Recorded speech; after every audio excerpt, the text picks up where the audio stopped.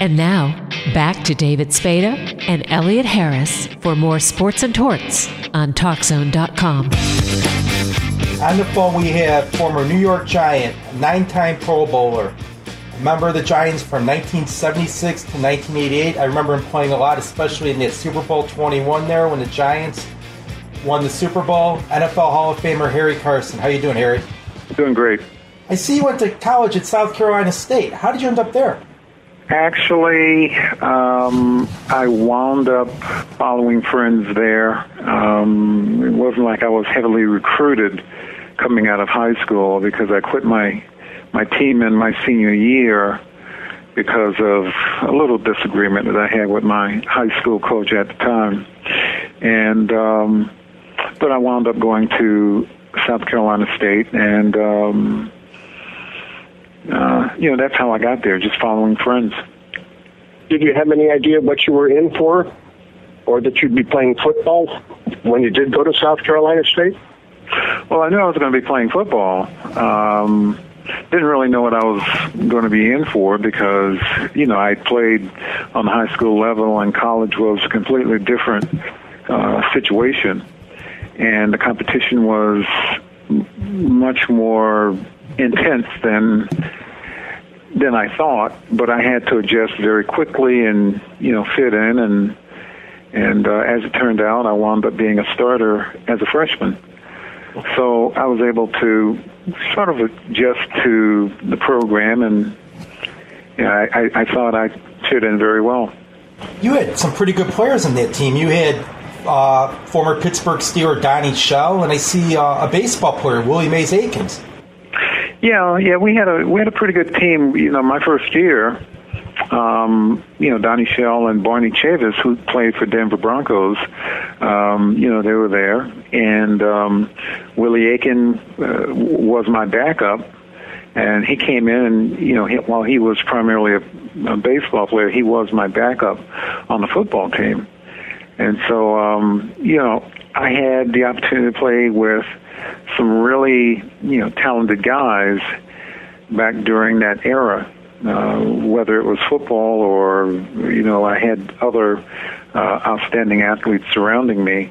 I think Willie and Gene Richards were like 1-2 in the baseball draft during that time. It might have been like 74, 75 or something like that. But, there was a lot of talent there. And then the NFL draft comes around and you get picked in the 4th round. Were you disappointed, happy? What was your feeling at that time? Well, I really didn't have a whole lot of expectations because, being chosen to play in the NFL was good. But, I'd been scouted by scouts and GMs and player personnel people, and some had projected me to go as early in the 2nd round, and then there are others who projected me to go, even later than the 4th round. I was drafted, and quite frankly, I was a little disappointed because when the Giants drafted me, they wanted me to play middle linebacker, and I'd never played middle linebacker before, and I was comfortable just playing right defensive end, getting after the quarterback from the blind side and so forth. And so Marty Schottenheimer drafted me, and he taught me how to play the Mike linebacker position. And again, I had to adjust, whether it was in, high school, whether it was in college, or on that pro level as a rookie. I had to learn a new position, which was probably the toughest position to learn as a middle linebacker in a 4-3 defense at the pro level. So it was a challenge, but I think that I validated Marty choosing me in the 4th round to be that player to play that position. I mean, you had a tough act to follow. I know he was retired for a while, but Sam Huff, he basically invented the middle linebacker position. Well, Sam Huff had retired, years before I got there, but I was certainly aware that Sam Huff had played with the Giants. Quite frankly, that was one of the things that that I liked about the Giants at that time was that rich history and tradition that players who had played before I got there had left. And so it gave me something to shoot for, to basically follow in the footsteps of an iconic player like a Sam Huff. What was the transition like going from South Carolina State to the New York Giants? Well, the transition was, it was hard. A lot of study. I remember I used to go work out at the University of South Carolina, and their coach was Jim Carlin. And, Carolina gave me the freedom to come to their facility and work out. And I remember engaging in a conversation with... Hello? Yeah, can you hear me? Yeah. Go ahead. Yeah. Coach Carlin and I engaged in conversation, and he said, when you are in college, it's about 80% physical and 20% mental. But when you get to the pro level, it's the reverse. It's 80% mental and 20% physical. And it didn't dawn on me at that time. I heard what he said, but it didn't dawn on me until I got into the NFL training camp and had to, the playbook that I first got was about 10 times thicker than the playbook that I got when I was with the Giants, with South Carolina State. So, there's a whole lot more intellectual work that you have to do, a whole lot more studying. It's more mental. People look at it and they see the physical side of it, but they don't have no clue as to the mental aspect of the game that you have to be able to deal with once you come into the National Football League. And the Giants had some good linebackers when you were there. You had Brad Van Pelt, Brian Kelly. I mean, you guys were loaded, and then you had the famous teammates of yours. It was you, Carl Banks, and Lawrence Taylor, who a lot of say are the best linebackers in NFL history. Well, I'm not going to go so far as to say the best linebacking group in the NFL history. Yeah, I'd like to think that, but I'm not going to say it out loud. The guys who I first came in to play with, Brad Van Pelt, Brian Kelly, they were really good players.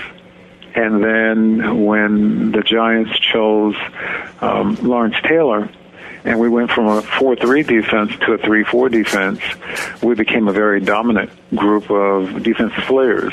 But, we couldn't have been as dominant as we were without a good, strong defensive line. And then after Brad and Brian left, Carl Banks and Gary Reasons assumed their roles. And so it was myself, Carl, Lawrence, and Gary, and we wound up being a pretty good quartet of linebackers in the mid-'80s. Well, you're a 9-time Pro Bowler, so your first one came a couple years in 78, so they recognized fairly early that you did have some ability and you were playing at a high level. How gratifying was that? Well, it was gratifying. It was even more gratifying for me to come in and make the all-rookie team, playing a position that I'd never played before. And then a couple of years later, I made the Pro Bowl. And, that was before Lawrence got there, and I sort of made that on my own merit. And I was named NFC Linebacker of the Year twice. And so, those were tremendous honors. And when Lawrence arrived, we all got even better. He just elevated our play the way that he played the game. It took some pressure off of other players, put a lot more pressure on him, and it gave us an opportunity to make plays. So we all worked together, and worked out well. It seemed like when Lawrence Taylor joined the Giants, he became like the first defensive rock star for the NFL, whereas all the exposure seemed to be publicity on the offensive guys, but Lawrence seemed to basically become the face of the NFL. Yeah, and I think it's well deserved that he was an outstanding player, and we were good, but he was better, And so you want to focus on the best, and he established himself as being the best. And again, we were able to infuse our games with the way that he played, and it just elevated our play. And there was no jealousy with the attention that Lawrence was getting. For us, it was just about bottom line, the production that we were able to produce on the football field. That was ultimately the bottom line. And, everybody understood what their roles were. And I knew my role wasn't to rush the quarterback. My role was to stop the run. And so I tried to fulfill my role as best as possible. Lawrence did a great job. And the other linebackers and defensive linemen did their job. As it turns out, the spotlight is always on the flashy guys. And so Lawrence was one of the flashy guys who, he very richly deserved the attention that he got as a player. In some way, does that help other players if you have this guy who becomes sort of a lightning rod for the media and other things? You can go about your work and not be distracted or bothered by a lot of other stuff?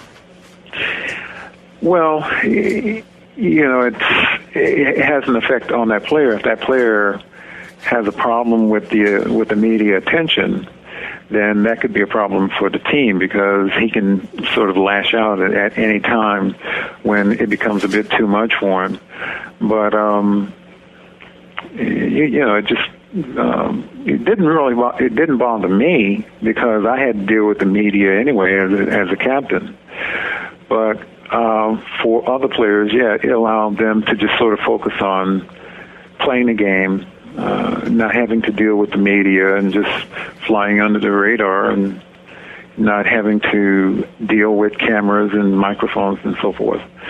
So in some ways, it can be a plus for your teammates. In other ways, it can be a negative for your teammates. So that's that. They talk about violence in the NFL, but the most famous hit, I think, is that one that Lawrence Taylor put on Joe Theismann that ended his career. When he made that hit, what was going through your mind? Well, we had talked prior to that game. And, every Friday we would sit and go over our goals as a defensive unit. And the one thing that I remember saying is, don't knock Joe Theismann out of the game, because we knew everything about Joe. We wanted him in the game. And if we had him in the game, there was a very good chance that we were going to win the game. And so the play that everything occurred was a flea flicker, in that he initially started to be like a running play where he handed the ball to John Riggins. And ultimately my responsibility is to stop the run. When I saw Riggins pitch the ball back to Theismann, I was already up into the line to stop the run, and I was sort of in this no man's land where I didn't know whether I should go back to my pass coverage or go ahead and rush the quarterback. So I decided to react as a football player, and I rushed the quarterback, and Theismann sidestepped me. And so when he sidestepped me, Lawrence came in for the kill shot and came down on his leg. If I had tackled him, if Joe was not as nimble as he was at that time, he probably could still play today. But because he eluded me and Lawrence got him, we saw what was probably the most gruesome injury that so many people have seen. Playing, watching NFL football. So it was a situation that nobody really wanted, but it happened, and you reacted as a humanitarian, because what you do is you stop being competitors and combatants, and you take on a more humanitarian role, and in that both teams started to talk to Joe because we didn't want him to go into shock. And, football just wasn't that important for those minutes that he was down on the ground. Now, during your career, you had an assistant coach there by the name of Bill Belichick. who's gone on to become rather successful with the Patriots. And he called you the best all-around linebacker he ever coached. What was he like as a position coach? Bill was a very headsy coach in that, it was about thinking. And it was about creating new situations on the defensive side of the ball to disguise coverages, to utilize the strength of different phases of defense. It was under Bill Belichick that we first started rushing just 2 linemen, which is unheard of in a past situation. You want to get 3, 4, 5. You want to get the blitz, but 2 linemen rushing, and everybody else back in coverage was very unusual. And there were times when Bill would write things on the board as to just diagramming as a coach, and we'd look at it and we'd say, Bill, that won't work. It's not sound. And we'd go out on the field and we'd incorporate it into our practice sessions, and it would work. And so we'd go into games and we'd do things in games that the opponent had not seen, and it would throw different teams off. And so it was, once we got to a point where we really began to trust Belichick, we sort of looked at him as this sort of mad scientist who could come up with all kinds of coverages and all kinds of fronts that would help us tremendously if we just bought into it. And at that time, we all bought into it, full tilt. And then you had Bill Parcells. He took over for Ray Hanley, and he took you to the Super Bowl here. What was he like? Well, Parcells took over for Ray Perkins. Ray Perkins, sorry, not Ray Hanley. Yeah, and I think Bill came in and he tried to coach a certain way and sort of like treat guys like men and give them a certain amount of freedom and flexibility, and it didn't work for him. And we had a disastrous season. We had a lot of injuries. We went 3-12-1, and Bill almost got fired. And as a result, the next year he decided that he was going to do things his way, and so when he did that, he let certain players go. He let Brian Kelly go, let Brad Van Pelt go, and he got players in that he wanted and who were younger and who had a hunger for playing. And so, he experienced success in '84 and then '85, and then ultimately in '86 we went to the Super Bowl. Did you think there would be 2 or 3 more Super Bowls in your future? I didn't think about it at the time because I really didn't know how much longer I was going to play. I was an older player. When we won our first Super Bowl, I'd already played, I think, 10 years, or maybe I was going into my 11th year. And, I could feel my body, and I could tell that, I didn't really have much longer to play. And so, as it turns out, after we won in '86, I played 2 more years, and then that was a wrap for me. And I just wanted to move on with my life. I wasn't really thinking about Super Bowls or how many Super Bowls we could go to. I just feel very fortunate that, we were able to get to at least one. One was better than none, and there are a lot of players who are great players who have never even gotten to a Super Bowl. You were one of the players who started the Gatorade shower. How did that come about? Well, it was Jim Burt's idea. It started in 1985, and Parcells had been riding Burt all week prior to the Redskin game, and you're really getting on the Burt skin. And so, we went into the game. We played the Redskins, and as time was winding down, Burt came over to me and he said, that Parcells is a real SOB. And he said, we should get him. And I said, what do you mean we? He said, well, you're one of Parcells' guys. And if you did something to him, he wouldn't say anything. But if I did something to him, he'd have my ass. So he said, you got to do it with me. I said, well, what do you propose? He said, well, let's get him with the Gatorade. And so as time was winding down, he took his headphones off. We doused him with the Gatorade. Nobody really saw it during that time. It was one instance that it occurred in 1985. But the next year, we lost our first game against the Dallas Cowboys. And in the second game, we were playing the San Diego Chargers, and nobody gave us a shot to win that game. But as it turned out, we won, and we were all very jubilant about winning the game. So I grabbed a bucket of Gatorade and I doused Parcells. So, the next week we won again, and so I had to douse him again because, if you do something one week and if it works, you've got to keep doing it. And, Parcells was very superstitious, and we were, some of us were also very superstitious, and so as long as we were winning, we had to get him with the Gatorade. So that's how the whole thing started. And, it sort of perpetuated itself during the 86 season. So, it's one of those things now that, everybody does. And after all these years, players are still doing it. I'm surprised Gatorade didn't give you guys some money to do it because it gave them a lot of publicity. Well, I'm not going to go into that, but, they showed their appreciation at some point after that season.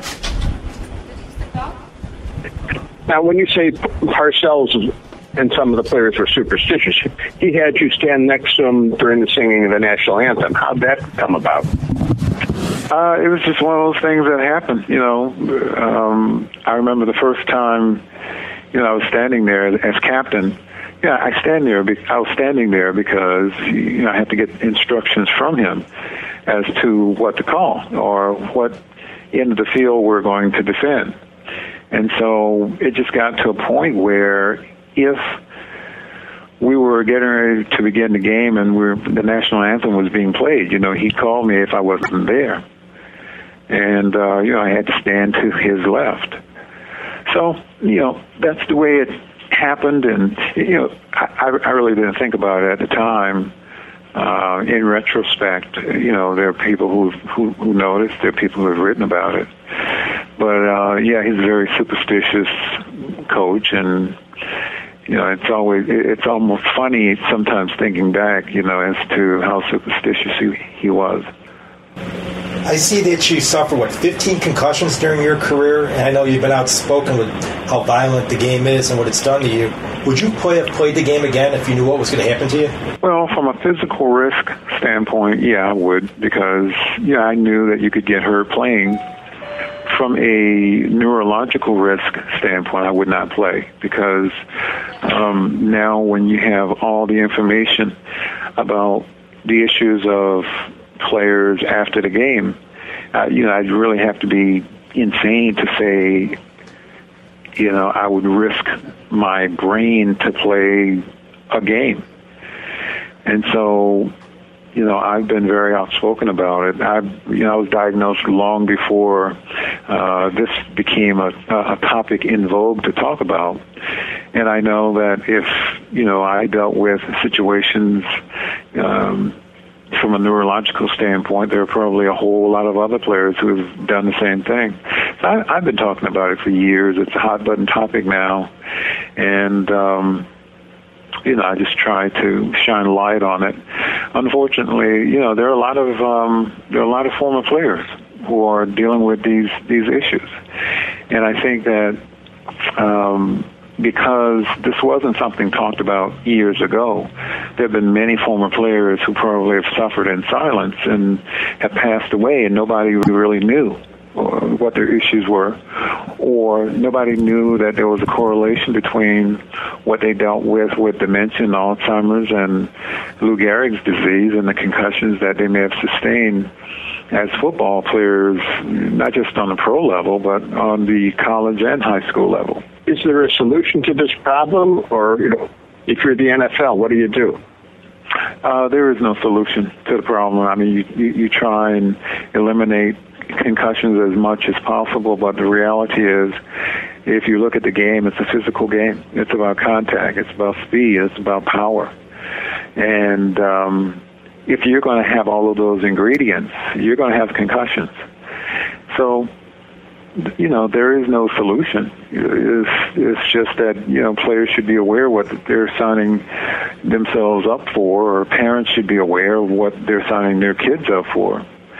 I sort of have a unique life in that I didn't ask for any attention, but I've been talking about this whole issue, and unfortunately I get a lot of phone calls and emails from mothers of sons who have played, from wives of players who played in the NFL, from players themselves who have played, who are now having, serious neurological problems.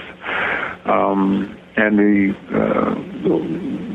worst part is the emails that I've gotten from, sisters or brothers who have committed suicide, or reading about various players I know who have committed suicide. I see that it took a while for you to get in the Hall of Fame, and you asked that your name be taken off the ballot because you weren't happy with the selection process. Is that correct? It wasn't so much about the selection process. The Hall of Fame was never a goal of mine. And,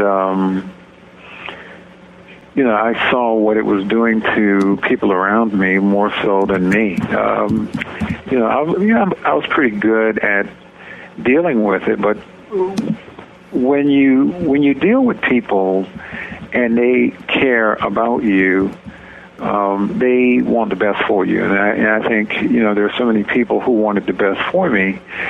And so year in, year out, when, they'd have that Hall of Fame voting and I didn't make it, there were people who were upset. They would cry, they'd show anger and so forth. And I would it was like I was the only one who was taking it in stride. And so, I remember going to the gym and, to work out. And there were people in the gym who would avoid me because they, quite frankly, didn't know what to say. It's like having a death in the family, and you don't know what to say to someone who is close to that person who dies. And so you sort of avoid them to not say anything because they went through a whole series of years where they said, "Oh, I'm so sorry. You'll get it next year. I'm so sorry." And then, it's after 5 years, you get tired of hearing, "I'm so sorry." So you get tired of hearing it. They get tired of saying it, and they start to avoid you. Or you go to a dinner, and let's say I go to a dinner at the Waldorf Astoria, and there's an MC, and he's introducing the athletes or celebrities in the audience. And, it'll always come down to, and this man should be in the Pro Football Hall of Fame. When you hear that over and over and over and over and over, and you get tired of hearing it. And so, I just made a decision that I wanted to take my name out of consideration so I can go ahead and live my life and, just be a private person. Nobody needed to know, about the whole Hall of Fame thing. Just, I sat down and wrote a letter, asked them to remove my name from consideration.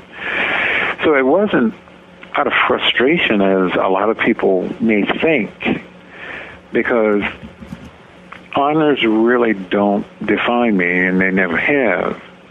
But it was just, I wanted to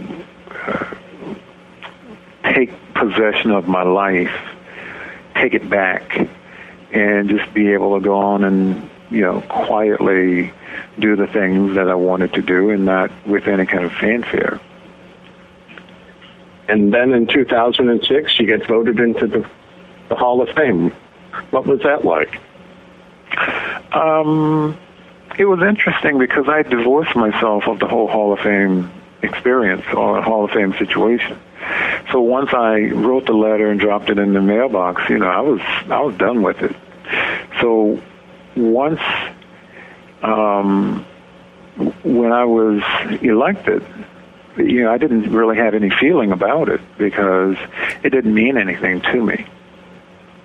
So the one good thing about football is when I make up my mind to do something, my mind is made up. And so I really didn't feel anything. And so I had to accept the award. And the reason why, and I could have easily have said, thanks, but no thanks. But, my wife sat me down and she said, you cannot decline this honor because it's not about you. It's about your coaches. It's about your family, your kids. And she was right. And then I started thinking about Wellington Mara because Mr. Mara was probably my strongest advocate. He was my big supporter.